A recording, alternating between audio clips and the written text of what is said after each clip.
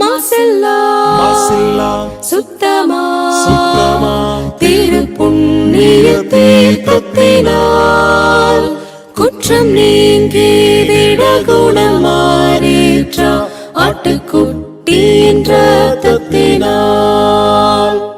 மாசில்லா சுத்தமா திருப்புண்ணிய தீர்த்தத்தினால் குற்றம் நீங்கி விட குணமாறேற்ற ஆட்டுக்குட்டியின் இரத்தத்தினால். பிதாவாகிய தேவனுக்கும் நமது ஆண்டவராகிய இயேசு கிறிஸ்துவுக்கும் பரிசுத்த ஆவியானவருக்கும் இப்பொழுதும் எப்பொழுதும் சதா காலங்களிலும் மகிமை உண்டாயிருப்பதாக. நாம் யாவரும் தேவனை மகிமைப்படுத்தும்படியாக உற்சாகமாக பாடி தேவனை துதித்து அவருடைய நாமத்தை மகிமைப்படுத்துவோமாக.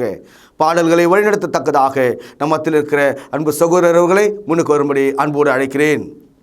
எல்லாருக்கும் மாவுன்னத கர்த்தாதி கர்த்தரே, கர்த்தாதி கர்த்தரே, மெய்யான தேவ மனிதர் நீர் வாழ்க வாழ்க வாழ்க வாழ்க வாழ்க வாழ்க வாழ்க நீர் வாழ்க இயேசுவே. வெண்ணில் பிரதானியான நீர் பகைஞர்க்காகவே பகைஞர்க்காகவே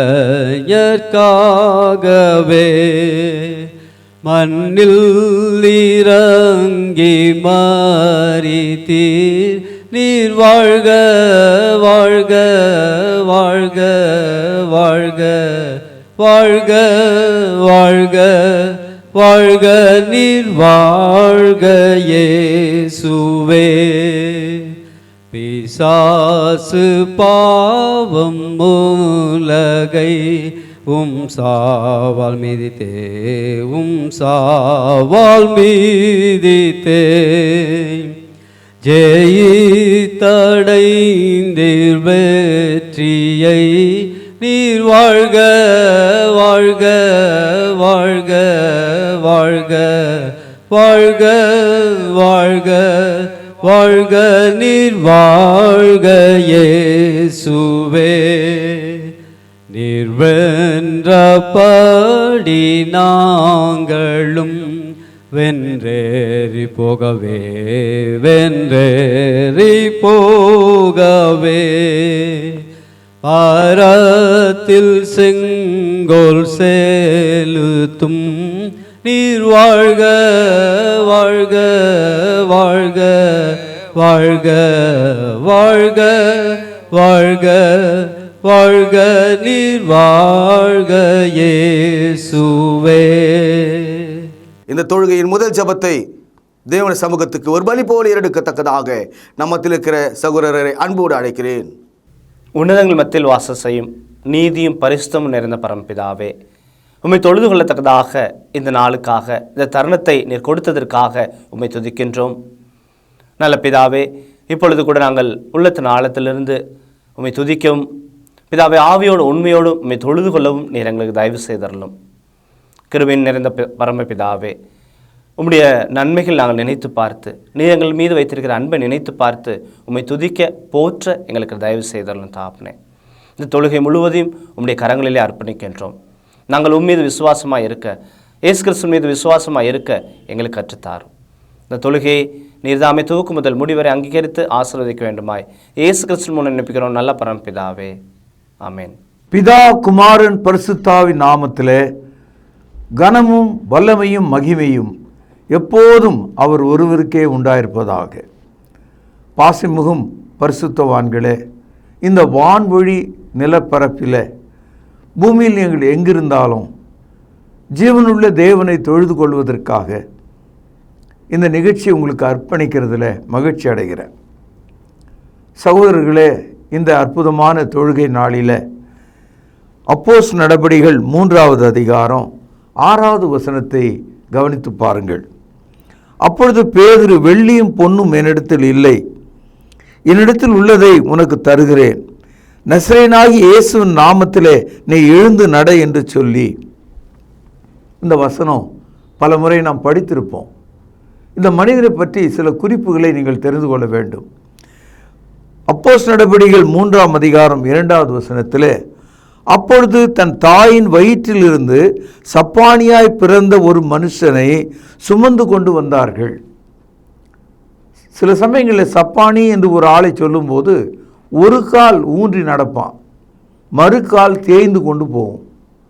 ஆனால் இந்த மனிதனை தூக்கி செல்ல வேண்டிய நிலையில், இரண்டாவது ஏதோ ஒரு சூழலில், ஒரு வியாதியில், ஒரு விபத்தில் கை கால் எழுந்தவன் அல்ல.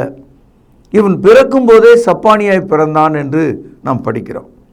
அப்போஸ்தலர் நடபடிகள் 4ஆம் அதிகாரம் 22வது வசனத்தில் அந்த மனிதனுடைய வயது ஏறக்குறைய 40 என்று படிக்கிறோம். பிறக்கும் போதே ஒரு தவளையை போல பிறந்த அந்த சின்ன குழந்தை 40 வருடங்கள் வாழ்ந்திருந்தால் அவனுடைய எலும்புகளும் நரம்புகளும் மூட்டுகளும் எவ்விதமாக மாறி இருக்கும், கடினப்பட்டு இருக்கும். அதிலிருந்து திருந்துவதற்கு, மாறுவதற்கு, மறுபிறவி எடுப்பதற்கு எத்தனை ஆபரேஷன் செய்தாலும் அவனை சீரால் செய்யவே முடியாது. அவன் பிறக்கும் போதே தத்தி செல்லும் ஒரு தவளை போல இருந்தான். இந்த மனிதன் பேதுரு யோவானை கண்டு ஏதாவது கிடைக்குமா என்று அவன் நோக்கி பார்க்கிறான். இந்த காலையில் உலகம் முழுதும் உள்ள எல்லா மனிதர்களும் ஏதாவது கிடைக்குமா என்று தான் தேடிக்கொண்டிருக்கிறார்கள். உலகத்தின் பெரும் பணக்காரர்கள் கூட அவர்களுக்கு இன்னும் அதிகம் கிடைக்குமா என்று அவர்கள் தேடுகிறார்கள். உலகத்தில் யுக்ரைன் போன்ற, ஆப்கானிஸ்தான் போன்ற நாடுகளில் யுத்தத்தில் அகப்பட்ட மக்கள் எல்லாவற்றையும் எழுந்து நிற்கும்போது அடுத்த வேளை உணவுக்காக கிடைக்குமா என்று எண்ணி பார்க்கிறார்கள். நம்முடைய தெருக்களிலும் பட்டண வீதிகளிலும் பரிதாபத்தோடு கையேந்துகிற மக்களை நாம் பார்க்கிறோம். சகோதரரை, நாம் எல்லாருமே எதையோ ஒன்றை தேடித்தான் இருக்கிறோம். பெறுவதற்கு விரும்புகிறோம், வாங்குவதற்கு விரும்புகிறோம். இந்த காலையில், இந்த தொழுகையில் நீங்கள் எதை தேடுகிறீர்கள்? எது உங்களுக்கு தேவையாக இருக்கிறது? நம்முடைய 2 கரங்களையும் விரித்து தேவனிடத்தில் எதை கேட்கிறோம்? எதை நாம் கேட்க விரும்புகிறோம் என்று எண்ணி பாருங்கள். நமது ஆண்டவர் ஒரு போதனை சொன்னார். இதை அப்போஸ்தலர் நடபடிகள் 20வது அதிகாரம் 35வது வசனத்திலே நாம் படிக்கிறோம். வாங்குகிறதை பார்க்கிலும் கொடுக்கிறதே பாக்கியம். It is more blessed to give than to receive என்று சொன்னார். வாங்குவதை பார்க்கிலும் கொடுப்பது பாக்கியம் என்று சொல்கிறார். அப்படியானால் கொடுக்கிற மனிதன் கொடுக்கும் பொருள் ஆசீர்வாதமாக இருக்கிறது. நீதிமொழிகள் 19வது அதிகாரம் 17வது வசனத்தில் இப்படி படிக்கிறோம்.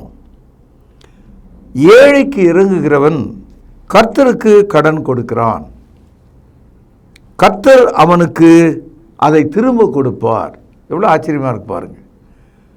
அதாவது ஏழைக்கு இறங்குகிறவன், he who lends to the poor, கர்த்தருக்கு கடன் கொடுக்கிறான். கடவுள் பேரில் கடனாக அதை வைத்து விடுகிறான். அவர் பார்த்து கொள்வார். கர்த்தர் அவனுக்கு திரும்ப கொடுப்பார் என்று வாக்குத்தத்தம் சொல்லுகிறது. என் அன்பு சகோதரர்களே, இந்த காலையில் நாம் கொடுக்கும்படியாக ஆசீர்வதிக்கப்பட்டிருக்கிறோம். வாங்குவதை பார்க்கிலும் கொடுப்பது பாக்கியம். 2 கொரிந்தியர் 8வது அதிகாரம் 9ஆம் வசனம் பாருங்கள். நம்முடைய கர்த்தராகிய இயேசு கிறிஸ்துவின் கிருபையை அறிந்திருக்கிறீர்களே, அவர் ஐஸ்வர்யம் உள்ளவராய் இருந்தும் நீங்கள் அவருடைய தரித்திரத்தினாலே ஐஸ்வர்யவான்களாகும்படிக்கு உங்கள் நிமித்தம் தரித்திரரானாரே. சகல ஐஸ்வர்யத்தையும் பொருந்திய தேவன், பொன்னும் வெள்ளியும் கர்த்தருடையது என்று ஆகாய் 2:8 படிக்கிறோம். சகல ஐஸ்வர்யத்தையும் உடைய அவர் உங்கள் நிமித்தம் தரித்திரராக மாறினார். அவருடைய ஐஸ்வர்யத்தை உங்களுக்கு வழங்கினார் என்று இந்த வசனம் சொல்லுகிறது. ஒவ்வொரு கிறிஸ்தவரும் ஐஸ்வர்யம் உள்ள ஒருவராக இருக்கிறார். இயேசு கிறிஸ்துவினுடைய நாமம் அவர்களுக்குள் இருக்கிறது. அவருடைய வல்லமை அவர்களுக்குள் இருக்கிறது. சகோதரர்களே, இந்த வசனத்தை பாருங்கள். அப்போஸ்தலர் நடபடிகள் 3:6 வசனம். அப்பொழுது பேதுரு, வெள்ளியும் பொன்னும் என்னிடத்தில் இல்லை. இந்த தகவலை குறித்து நீங்கள் என்ன நினைக்கிறீங்க? இயேசு பேதுருவையும் யோவானை அழைத்த போது அவர்கள் கடலிலே மீன் பிடித்து கொண்டிருந்தார்கள். 1. அவர்களுக்கு சொந்தமாக படகும் வலைகளும் இருந்தது. 2. சகோதரர்களே, மீன் பிடிக்கிறவர்கள் ஏழைகள் கிடையாது. 2வது, மீன் பிடிக்கிறவர்கள் சிறந்த உழைப்பாளிகள். 3வது, மீன் பிடிக்கிறவர்கள் பகலையும் ஆளுவார்கள், இரவையும் ஆளுவார்கள். 4வது, அக்காலத்தில் படகு என்பது ஒரு வீட்டுக்கு ஒப்பான சொத்து. இன்றைக்கும் பாருங்கள், ஒரு படகு என்பது 75 லட்சம் ரூபாயிலிருந்து அது 1 கோடி ரூபாய் வரைக்கும் போகிறது. கட்டுமரங்கள் கூட ஒரு 50,000 தாண்டிவிடும். அதுக்கப்புறம் வலைகள் ஒரு 50,000 போகும். இயேசு அழைத்த போது வீட்டை விட்டார்கள், படகை விட்டார்கள், வலையும் விட்டு விட்டார்கள். அப்பேற்பட்ட மக்கள் தேவைப்பட்டிருந்தால் அவர்கள் கையில் அவர்களுடைய நாட்டு நாணயம், ஏனென்றால் அவர்களுடைய ஊரில் அந்த காலத்திலேயே தங்க நாணயமாக இருந்தது. அதை தான் ஷெக்கேல் என்று சொல்கிறார்கள். இன்னைய வரைக்கும் ஷெக்கேல் இருக்குது. உலகத்திலேயே நாணயத்தில் அதிக உச்சப்பட்ட மதிப்புடைய நாணயம் இஸ்ரேல் நாட்டில் உள்ள நாணயம்தான். ஏனென்றால் அதிலே தங்கம் கலந்திருக்கிறார்கள். என் அன்பு சகோதரர்களே, பேதுரும் யோவானும் பொன்னும் வெள்ளியும் என் இடத்துல இல்லை அப்படின்னு அவங்க சொல்கிறதுக்கு அடிப்படை காரணம் மத்தேயு 10:9 படிக்கிறோம். இயேசு கிறிஸ்துவினுடைய அப்போஸ்தலர்கள் அவர்கள் ஊழியம் செய்ய போகும்போது அவருடைய மடியில் அல்லது பையில் பொன்னும் வெள்ளியும் கொண்டு செல்லக்கூடாது என்று சொல்லப்பட்டது. அவர்கள் ஏழைகளாய் செல்ல வேண்டும், பொருள் இல்லாதவர்களாய் செல்ல வேண்டும். ஒரு கால் பேதுரு அதைத்தான் சொல்கிறார், என்னிடத்தில் பொன்னும் வெள்ளியும் இல்லை. அப்படியானால் என்ன செய்வது? வேற யாரையாவது பார்த்து கேட்டுக்கொள், என்னை விட்டு விடு என்று அவன் சொல்லவில்லை. மாறாக என்னிடத்தில் ஒன்று இருக்கிறது என்று அவன் சொன்னான். 40 ஆண்டுகள் பிறந்ததிலிருந்தே சப்பானியாக இருந்த அந்த மனிதன் ஆச்சரியத்தோடு அவர்களை பார்த்தான். என்ன சொல்ல வருகிறார் என்று பார்த்தான். சில சமயங்களில் ஏழைகள் நம்ம இடத்துல காசு கேட்கும்போது பாக்கெட்டுக்குள்ளே கையை விட்டு நன்றாக துளாவி சின்னதாக ஒரு 25 காசு, ஒரு 50 காசை தேடி பிடிச்சி கொடுப்போம். வாங்குகிற மனிதனுடைய முகம் சப்புன்னு போயிடும். ஒரு 10 ரூபாய் கொடுக்கக்கூடாதா என்று அவன் யோசிப்பான். சகோதரர்களே, பேதுரு அவனிடத்தில் பேசும்போது பொன்னும் வெள்ளியும் என்னிடத்தில் இல்லை என்று சொன்னான். இந்த காலையில் இந்த தொழுகையில் நீங்கள் இப்படி நினைக்கலாம், என்னிடத்தில் பொன்னும் இல்லை வெள்ளியும் இல்லை. ஆனால் உங்களுக்கு இயேசுவின் நாமத்தில் பொன்னை பார்க்கிலும் வெள்ளியை பார்க்கிலும் மேலான விசுவாசம் இருக்கிறது. நீங்கள் விசுவாசம் உள்ளவர்களாக இருக்கிறீர்கள். உங்கள் ஆத்துமா விசுவாசத்தினாலே பிழைத்திருக்கிறது. விசுவாசத்தினாலே நீங்கள் நீதிமானாக்கப்பட்டிருக்கிறீர்கள். விசுவாசத்தினாலே நீங்கள் நீதிமானாக்கப்பட்டிருக்கிறீர்கள். கர்த்தர் உங்கள் பேரில் பிரியமாக இருக்கிறார். உங்களுடைய விசுவாச பலியை தேவன் நேசிக்கிறார். ஆகவே உங்களிடத்தில் பொன்னை பார்க்கிலும் வெள்ளியை பார்க்கிலும் விலையேற பெற்ற விசுவாசம் இருக்கிறது. சகோதரர்களே, 1 பேதுரு 1:7 அழிந்து போகிற பொன் அக்னியினால் சோதிக்கப்படும், அதை பார்க்கிலும் கவனியுங்கள், அதிக விலையேற பெற்றதாக இருக்கிற உங்கள் விசுவாசம். பொன்னும் வெள்ளியும் அழிந்து விடும், அது களிம்பேறி துரும்பாக மாறிவிடும். ஆனால் உங்கள் விசுவாசம் சகோதரர்களே, கிறிஸ்து நமக்கு வழங்கி இருக்கிற அந்த விசுவாசம் நம்மை ரட்சித்து நித்திய ஜீவனை கொடுத்து பரலோகத்துக்கு ஏறி செல்லக்கூடியதாக மாற்றுகிறது. We have a faith that saved us and we have a destiny to go to heaven. 1 பேதுரு 1வது அதிகாரம் 18-19 வசனங்கள். உங்கள் முன்னோர்களால் பாரம்பரியமாய் நீங்கள் அனுசரித்து வந்த வீணான நடத்தை நின்று அழிவுள்ள வஸ்துக்களாகிய வெள்ளினாலும் பொன்னினாலும் மீட்கப்படாமல் கவனியுங்கள், குற்றமில்லாத மாசற்ற ஆட்டுக்குட்டியாகிய கிறிஸ்துவின் விலையேற பெற்ற இரத்தத்தினாலே மீட்கப்பட்டீர்கள் என்று அறிந்திருக்கிறீர்களே. இயேசு கிறிஸ்துனுடைய இரத்தம் குற்றமற்றது, மாசற்றது, விலையேற பெற்றது. இஸ்ரவேல் ஜனங்கள் 430 ஆண்டுகள் எகிப்து தேசத்தில் அடிமைகளாக இருந்தபோது தேவன் அவர்களுக்காக ஒரு ஆட்டுக்குட்டியை கொடுத்தார். அந்த ஆட்டுக்குட்டியினுடைய பெயர் பஸ்கா என்று அழைக்கப்பட்டது. அந்த பஸ்கா ஆட்டுக்குட்டி வெட்டப்பட்ட அந்த இரவில் அவர்களுடைய அடிமைத்தனம் நீங்கி அவர்கள் அந்த தேசத்தை விட்டு விடுதலையாகி அவர்கள் போகும்போது ஒவ்வொருவரும் பொன்னையும் வெள்ளியும் எகிப்து தேசத்திலிருந்து எடுத்துக்கொண்டு அவர்கள் கானானுக்கு போனார்கள். இதெல்லாம் படிக்கிறோம். பஸ்கா ஆட்டுக்குட்டி அவர்களுடைய விடுதலையை காண்பிக்கிறது, அவருடைய ஐஸ்வர்யத்தை காண்பிக்கிறது, அவர்கள் சென்று சேர வேண்டிய கானானை நமக்கு காண்பிக்கிறது.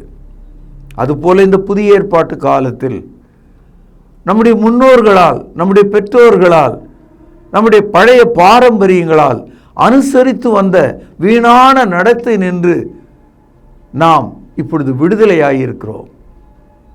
இயேசு கிறிஸ்துனுடைய குற்றமில்லாத மாசற்ற விலையேற பெற்ற இரத்தத்தினாலே மீட்டு கொள்ளப்பட்டிருக்கிறோம். என் அன்பு தாயே, தகப்பனே, இந்த காலையில் உலக வரலாற்றில் திருச்சபை துவங்கினது ஏறக்குறைய 33வது ஆண்டு எருசலேம் நகரத்தில். அதே நகரத்தில் சாலமோனுடைய மண்டபம் இருந்தது. அது ஆலயத்துக்கு பக்கத்தில் இருந்தது. அந்த ஆலய மண்டபத்தில் தான் அன்றைய முதல் கிறிஸ்தவ சபை ஒன்று கூடினார்கள்.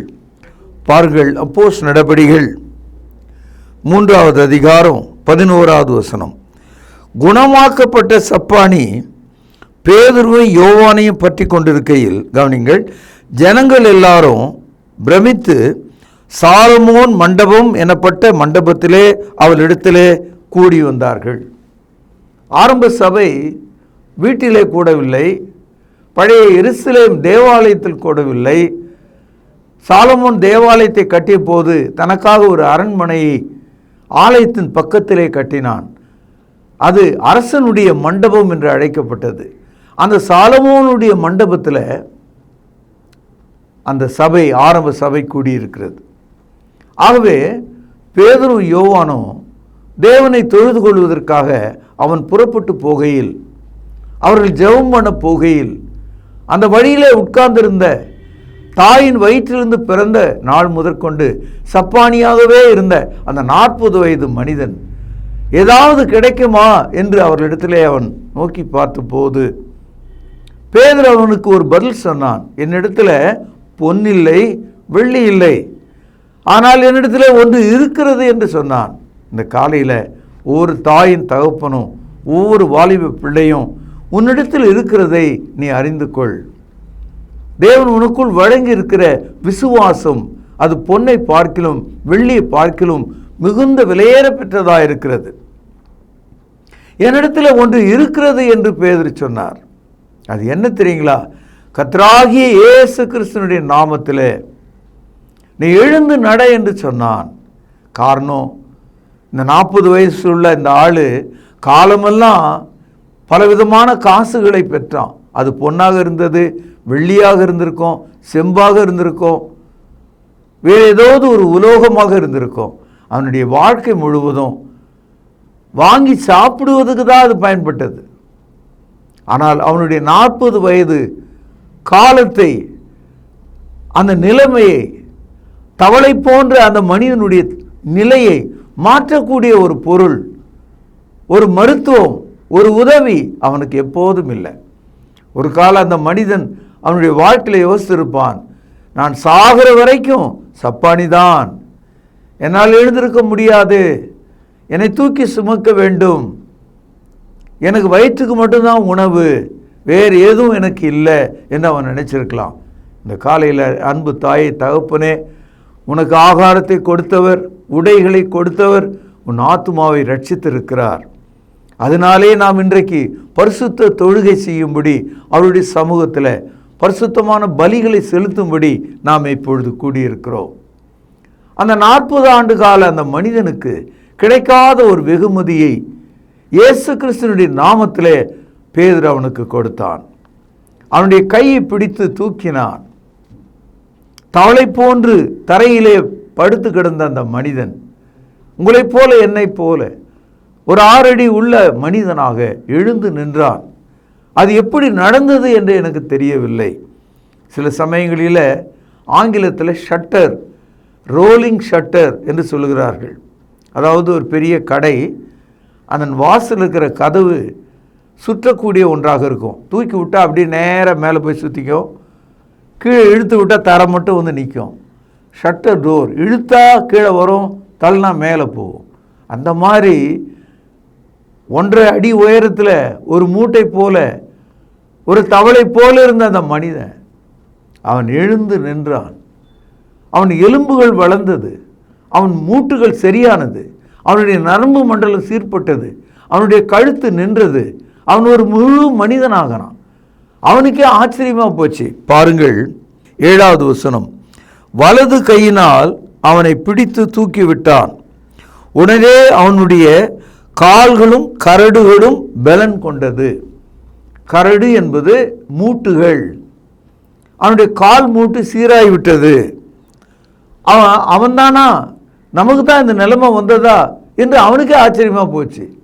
ஆகவே மற்றவர்களைப் போல அவன் என்ன செய்கிறான்? 8ஆம் வசனம் பாருங்கள், அவன் குதித்து எழுந்து நின்று நடந்தான். தன்னுடைய முழு கை கால்களை உதறி பார்த்தான், நடந்து பார்த்தான், குதித்து பார்த்தான். அது மாத்திரமல்ல, மறுபடியும் பாருங்க, நடந்து குதித்து தேவனை துதித்து கொண்டு அவளோடு கூட தேவாலயத்துக்குள்ளே பிரவேசித்தான்.